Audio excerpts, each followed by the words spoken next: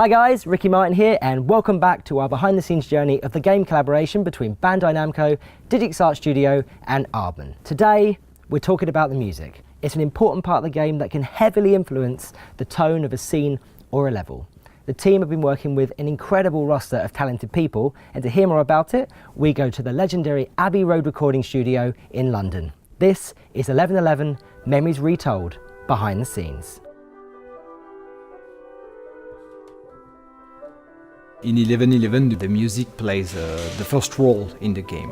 Music is telling something universal to people. It does not depend on your language. Music is universal. So the subtlety we want to convey in the game go through the music first. The war has to be personified in a way, and the music plays that role. Like in one sequence, you can go from pure sadness to joy to naivety to something else, and this can go very quickly. So the music has to guide you and follow this flow in a way, and it's quite difficult in terms of composition for sure.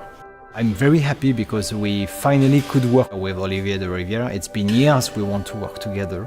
He's French too, we know each other for a long time. He's one of the rare composers who understand and know video games because he's a gamer. From very early days when we had the brainstorm together, Olivier came and he didn't come as a composer to sit back and go, well, just tell me when you want to make some music. He was right in the middle of the storytelling and this doesn't work, and how about if we put this there, and how are we going to turn this into a game? There's a real sense of collaboration there, really trying to get the story and the music to marry together. Is that Olivier will ask questions that no one else will ask. He's really thinking about the emotion and the tone of the story and really bringing that out through his music. It's really great for us as writers because you get a fresh, different perspective on it, and you get to really try and incorporate that. A big part of the process for us is actually getting on Skype calls with him. He will often say to us, guys, this bit of script here is really messing with the vibe I want to create with the music. What can we do about it? So we often have to go away and say, okay, well, can we write around that a little bit for him? Because they were mentioning me. I know why.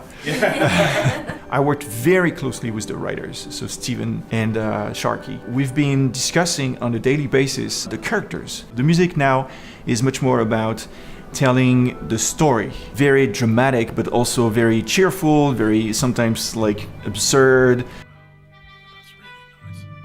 It's during war, so very harsh. So we wanted to express all of those situations.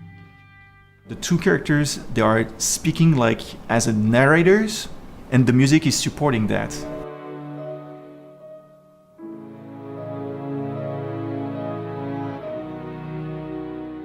Right now, music for video games is really the most innovative music going on at the moment. Normally I start off with a Skype conversation with Olivier, and he's got some very definite ideas of how to approach it. He sends me his mock-ups and we have conversations and basically arrive at what the setup's going to be, and then it's just coming here and just putting that into reality. I've worked with Olivier a few times now, and he never ceases to amaze me. Every project that we've done, he comes up with something totally new. This is very, very different from the last couple of projects. It's just stunningly beautiful. The orchestra is there to express a lot of colors. With Impressionism from the French composers, you got Fauré, Ravel, Debussy, Saint-Saëns. I have a lot of, harmonics that are like all spread around. It's quite simple, you might say, but all of a sudden it takes like a lot of dimensions. It's very interesting, I think, to write music like this because you can create motions. The choir appears here and there in the game. It's not much. We didn't want the choir to be all over the place. It's rather when we wanted to express more about the mindset of the characters. When you will listen to the choir, you will get, how naive and light is Harry compared to Kurt, that is much more like grounded.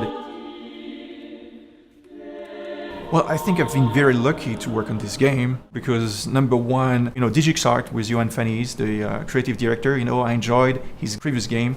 And also Aardman, it's an established animation studio, and it was amazing to see the art direction, and I thought that we needed to have music that was completely unique to support the style and also the ambition of the game.